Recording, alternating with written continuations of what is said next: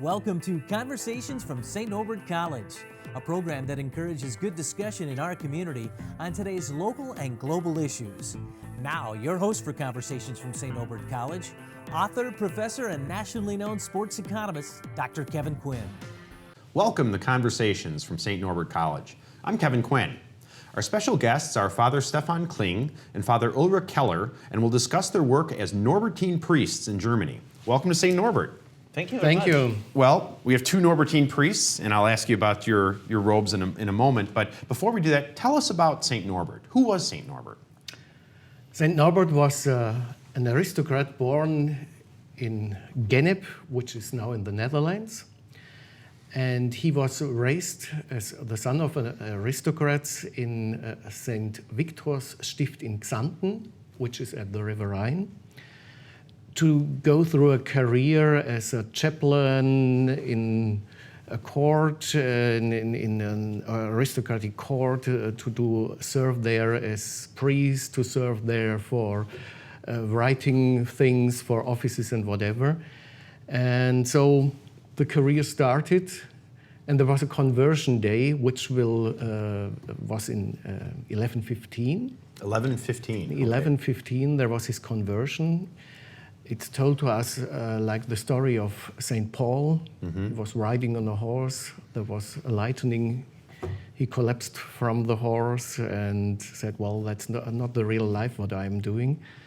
And so there was a conversion. He got fellow people to follow him, and he rediscovered the ideal of St. Augustine, of priests living together in a community and to do pastoral work. And this ended up in the founding of the Order of Premontre in 1120 in the place called Premontre in northern France. So we're coming up on 900 years. 900 years, yeah. 900 years. Next year, 900 years of conversion. In 2020, 900 years of the Order of Premontre. And so St. Norbert took over the rule of St. Augustine, priests living together in a monastery and doing pastoral work in the surroundings of this monastery, which means in many cases parish work, but for example also different, as here with the St. Norbert College, educational work, schools, or some other things. Pastoral work can be a widespread thing. So Norbertines are not cloistered. Not really. We are living together as a community, but we go out to do everyday's work, which could be pastoral care, education, whatever. But we are living in the community, which means also some things which you connect with a cloister. So we have the office prayer, we have the Mass, the Holy Mass, we have living in a communio, and we have the monastery as a sort of center, a little bit cloistered, you can say, yeah, with all these, of the spirit of a cloister, but we are going out to the people, and it's a sort of refreshing to have this monastery as your private home, as your community, and you can refresh yourself in spiritual way and going to the people. Well, you are from Roggenburg, right? So tell us a little bit about where Roggenburg is, and tell us about the Rothenberg Abbey. It has a fascinating story, and that you actually gave us a little talk here the other night. That's true. Well, generally, you would find Roggenburg in southern Germany. There's a major highway from Stuttgart to Munich, and in the middle there's the city of Ulm. And just go south for half an hour by car, and you're there. Roggenburg has been a Norbertine Abbey kind of ever since. It has been founded, legend goes, in 1126. And wow. It stayed an abbey until the year 1802, until it was secularized. And then the confreres mainly scattered. Some confreres managed to stay at the house doing the divine office, but slowly, gradually, they just died. So after about 700 years of monastic life, it ceased. And the monastery building was used for housing refugees, housing state-run offices, many various types of accommodations. And in 1982, there was a possibility for the Norbertine Abbey of Windberg to start a revivification, a refoundation of that place. 2 confreres started there, and in 1986, we were established as a dependent house of the Abbey of Windberg. When I came to that house, there were 7 confreres, and it was very familiar, very young. You would find most monasteries inhabited by, say, older folks. It was the other way around in Roggenburg. We had an average age of about 35. That is amazing. And it was so much fun joining that community. I think you Americans, you know the term frontier spirit, and it was just about the same in Roggenburg. So it was a great time, and still is. And to the present day, we are 13 confreres, 12 living at the Abbey, more or less living at the Abbey, and 1 is in the Norbertine Abbey of Speinshardt, which is also in Bavaria, but another house. He's working there as a novice master. I'm always amazed by the history of the Abbey here in De Pere, and I think about Abbot Pennings coming over here, and I mean that's what he did. He started, and this was the frontier back 115 years ago or so. And when I think about all of those young men that got supreme educations from around the world and brought it back to northeastern Wisconsin, and that was what they were doing. They were trying to make this a better place by bringing the world here. I mean, before there was television and before there was, there were the kind of the internet and all the other connectedness that we have now. Well, Roggenburg itself, the physical place is very beautiful. It is, absolutely. It's huge, right? Yeah, but only parts of the monastery are inhabited by us. Other parts, mainly half of it, accommodates the primary school and the office of the political community of Roggenburg. Oh, really? So you guys are tightly tied to the government there, huh? Roggenburg is just a little village. Our mayor would be very pleased to hear that. The governor. That is the governor. Yeah. Well, of course, Roggenburg is in Bavaria. Yes. So I have to ask 2 questions. Yeah. I have to. I'm obligated to. The first one has to do with football in the Bundesliga. Yeah. We were talking a little bit before, but are you fans of Bayern Munich, which is nearby? Not really. So I think, Bayern München, it's a little bit boring that they win the Champions League nearly every year after year. And so I'm working in our diocese city in Augsburg, and I'm more supporting now the FCA, Football Club of Augsburg, and this club is, I think, the 3rd year now in the first Liga, and it's always more tense if they can keep up staying in the Liga, and so I think they need more support than Bayern Munich. Bayern München, they are so well financed and they have so many fans. So the others need more fans, I think. Yeah, in Europe, if you have a bad season, you get demoted to a lower level league, as opposed to here in the American leagues, you can stay lousy in the top league forever. Okay.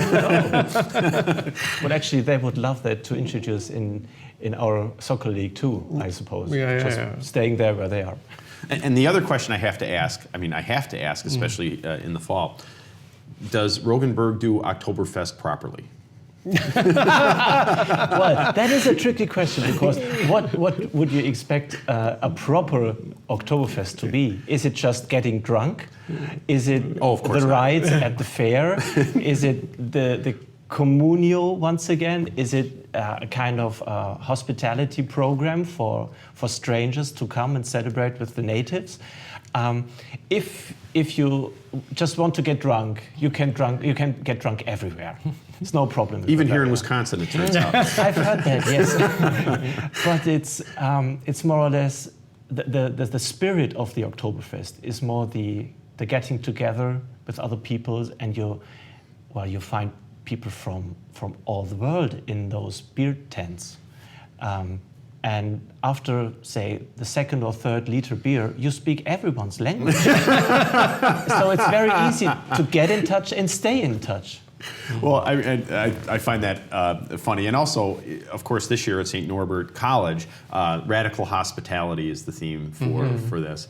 And I know that we have sent, I don't know if it's 8 or 10 different groups over the last few years to visit various abbeys, students and faculty and staff. Right. And in fact, we sent some honor students last Christmas. So you have people from De Pere all the time there. Are you tired of us yet? No. No, No? It's always a real big event when the De Pere group is coming. So, and I think we get that we are sort of family. So the Rothenberg Abbey was founded by Bern Abbey, as De Pere is founded. So, and we are the daughter of Rothenberg. So we are relatives to the De Pere Abbey, cousins, whatever, or De Pere is an aunt or whatever to Roggenburg. And so it's always really a good thing. They are coming. They are really interested in our work, in our place, and we show them around. And so we are always very happy to have the group here. And go ahead. And there is something more that glues us together. St. Norbert has the college, so a lot of educational work. A few years ago, we built up a formation center for family, environment, and culture. So we are starting to get into educational work by the time, very gradually. And so this is a good combination. We're doing pastoral work in the education center, and you're doing that here. So we have many things in common and to talk about and to share. Maybe that is one of the reasons that we are so familiar with each other. Well, I know that we sent a group of, I think it was 15 or 20 honor students in January.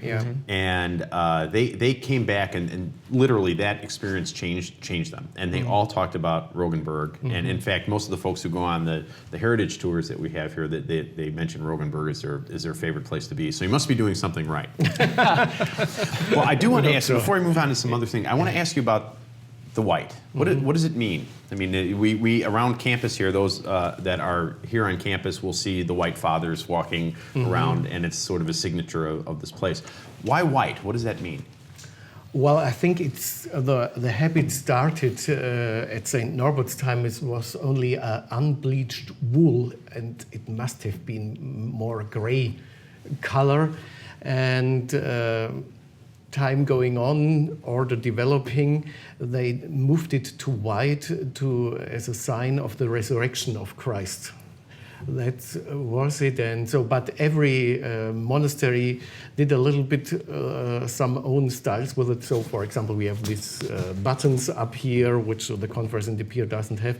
But so the order interprets it in nowadays that it's a sign of the resurrection of Christ, like the white angels at the grave of Jesus when there was the resurrection. I would not be successful as a Norbertine because I would have stains all over the place. and I do know that some of the confreres here know very well how to get stains out of white. They're pretty amazing. Yeah. Well, actually, one of the other things that Roggenburg Abbey is famous for is a particular musical instrument. So can you tell us a little bit about that? Well, that's so-called, people say it, die große Roggenburgerin, the big organ, the great organ of our church. It's very famous because the whole western wall of the church, which is very high, is decorated with an enormous organ case. And the instrument keeps more than 4,000 pipes. 4,000? Yeah, and so this is a real big music instrument in this church, and with different sounds from pianissimo to fortissimo, and you can do all the symphonic organ music, and it can be real touching and there is so possible to do solemn music for every occasion with this instrument. Yeah. Wow! When was it built? Well, the case was the organ case was built in 1761. Oh my. But it's only the case, and the instrument was modernized in 1986, and we did some new pipes in the last years and a new console, so it's a modern instrument in an old case, and well, it fits very, very well in the church. Yeah, and we have had a lot of organists from all over the world playing these instruments the last 25 years. Well, you yourself, I was doing a little snooping online and found out that you did scholarly work on Bach's St. Matthew's Passion. And tell us about why that was interesting to you. I mean, as a musician, why is that interesting, and why would you want to do a whole study of that? That was very interesting to discover Bach as not only as a composer, as a brilliant composer, one of the best composer ever time, but he was also very in theological studies. So I discovered he has had a comment on the Holy Bible, and he studied this comment. So he did some marks to it, and you can discover what he thought about in his music. So all this his theological memories done in this comment you can see in the score of St. Matthew's Passion. And that was real touching that he has not only musical ideas to give melodies to the text of the Holy Bible, but to interpret on his way the Holy Bible, the text of St. Matthew's Passion. And it was meant to be played in two parts around the Good Friday service, It was played in two parts. So it was a part of the Good Friday service, and the Good Friday service in Leipzig at Bach's time was very long because it started in the early morning, and it needed, with the music of the St. Matthew's Passion of Bach, I think 6 or 7 hours. Oh my! Because there was also an enormous sermon between the two parts of the composition. Wow. Well, I think most modern Catholics in the U.S. think that if the sermon goes beyond about 10 minutes, they're checking their watches these days.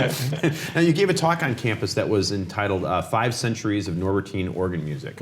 So tell us a little bit about that. What is unique about Norbertine organ music, for example? Well, I divided the recital in two parts. So the first part was music of 17th and 18th century, the time when the monasteries, especially in southern Germany, flourished. And they have had also a big tradition of music culture there. And I quoted in the pieces I played some confreres who wrote compositions, because every abbey has had his own composer at home to do music for the services, to do organ music. And it's very interesting because they copied in their time the main style of that time. So, for example, the confreres of the 18th century, they took pieces of Mozart and Haydn, and they tried to do this style, and that was the style of the time, and they did it very well. So I quoted some of these composers of the abbeys. And in our time, 19th, 20th, and 21st century, some composers wrote music for Norbertine abbeys. So there is, I quoted one composer of Belgium, Flor Peters, who was a friend of Averbode Abbey in Belgium, and he signed up the organ in Averbode. He left his name on the big Bourdon pipe and wrote it a piece with the name Peace of an Abbey. So the calmness of an abbey, and so he gave it to the confreres there, and I think that's a good sign how this composer felt when he was in this abbey. So that's all for me Norbertine music to quote and to bring it to the people. That was the base of this program. That's interesting. So in the early days, there was sampling, the way that rappers would almost sample different pieces of music. Of course, there were fewer intellectual property rights lawyers at the time, I'm guessing, in enforcing that sort of thing. Well, let's talk a little bit about your work in the community. You mentioned that before, and you work with the music, right, for parishes and for the area, right? So tell us a little about that work. Yeah, I'm in charge of the sacred music in the diocese of Augsburg. which means to take care of to a sort of training program, education program for the church musicians, for the non-professionals. Our diocese keeps a lot of parishes, and so most of them, they have non-professional organists and choir directors, and we have a training program, and we gave courses to refresh their capacities in music, so that's the organization of this.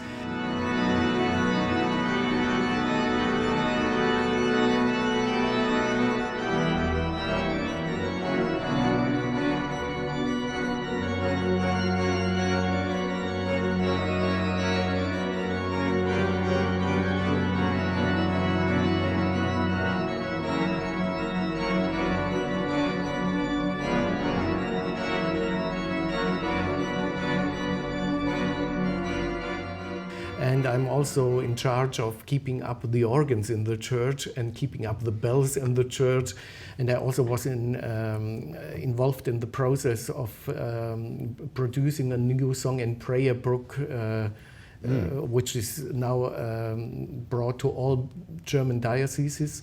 And we have done an appendix for our diocese, and so I was involved in this project. So everything concerning church music, that's my job in the diocese. So the bells too, the big bells. The big bells also, yeah. So talk about that a little bit. How heavy is one of those bells? Well, the most heaviest we have is some in the region of near the Alps. That's about, I do it in tons, 6 tons and 800 kilos. So, oh my gosh. Yeah. So they had to get that up into the tower somehow, right? Yeah. This was back when labor was less expensive than it is now, I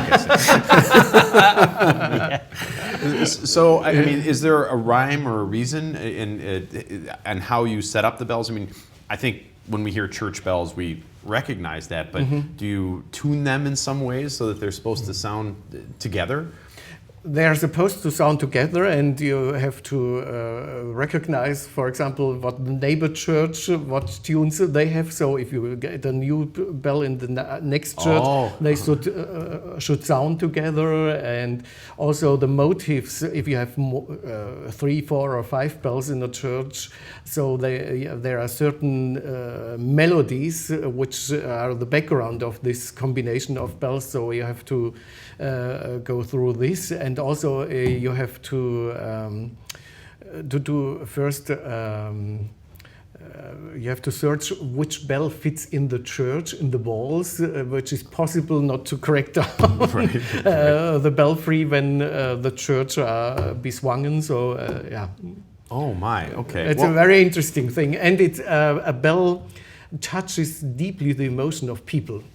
Some people love church bells, and some people also hate bell churches. Really? For example, if they are assigning the time in the night, so is it necessary? We want to sleep and whatever. So yeah, it's a very, very interesting thing, because bells are touching the emotions very deeply in this or in the other way. Well, I mean, the advent of timekeeping is still a fairly new phenomenon, and bells were important to tell people what time of the day it was, right? And I mean, you can hear them for a long ways away. I mean, that was an important part of what the church did for the community back then. Now we can buy little electronic chimes. You know, That's it, yeah. My wife actually bought me one, and it clangs every 15 minutes.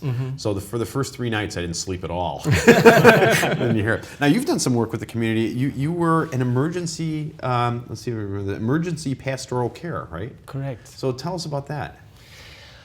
Well, quite frankly,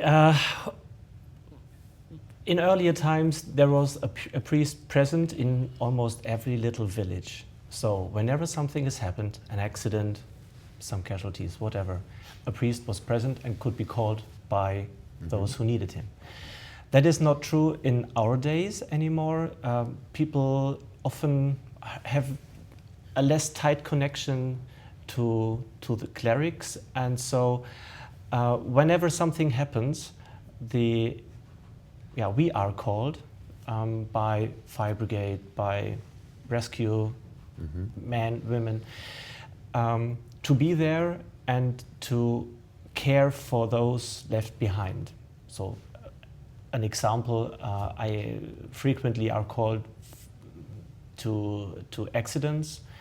People died and the relatives are coming. In our modern times, it's no problem to call people with cell phones. So it happens regularly that people drive past an accident and say, oh, I know those folks, and they call the relatives and say, something happened to your husband. Oh. And so people are coming in a hurry, and well, then they're on scene and someone has to deal with them, and the fire brigade can't, and the rescue services are not apt for them. So here is what we do.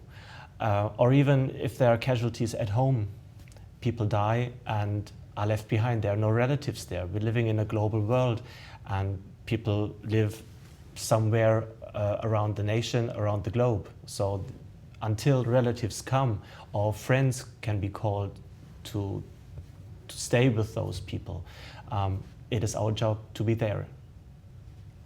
You know, we have an institution like St. Norbert, unfortunately, there are things that happen, and Father Jay, who you know, of course, it does a lot of that, and you know, he and I have known each other for a long time, and I felt similarly. It's like, you know, how do you have those difficult conversations? And I guess after a while, you kind of learn how to do that.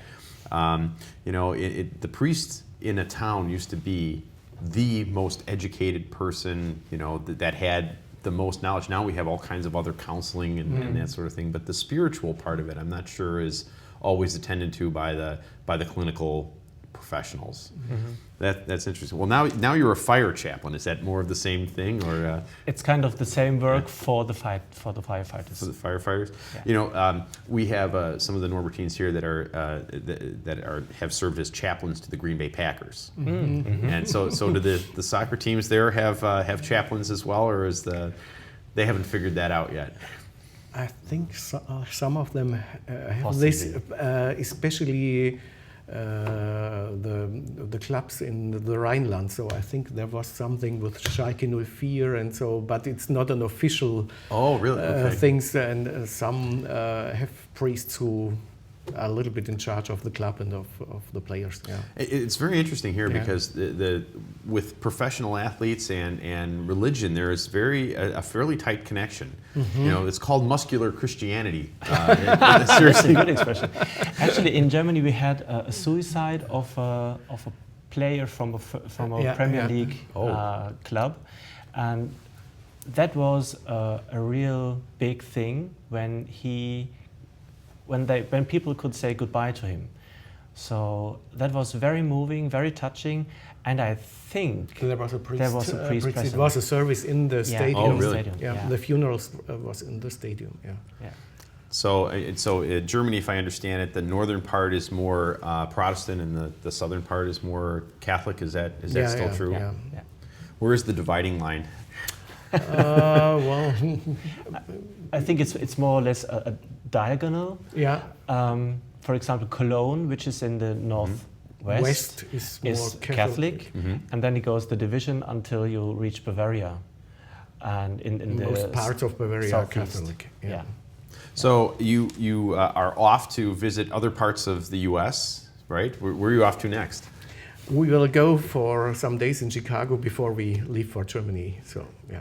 And we hide all the souvenirs we bought in the Packers. Yeah, in Chicago, I want to be a little bit clear of that. Well, I'll tell you, we really appreciate your being here. I mean, you've been here all week, and you're probably very tired, but it's been a wonderful thing to have you on campus, and we look forward to having you back very soon. Thanks for coming. Thank you very much. Thank you very much. And thanks to all of you for watching. Until next time, I'm Kevin Quinn. Best wishes for good conversations from St. Norbert College.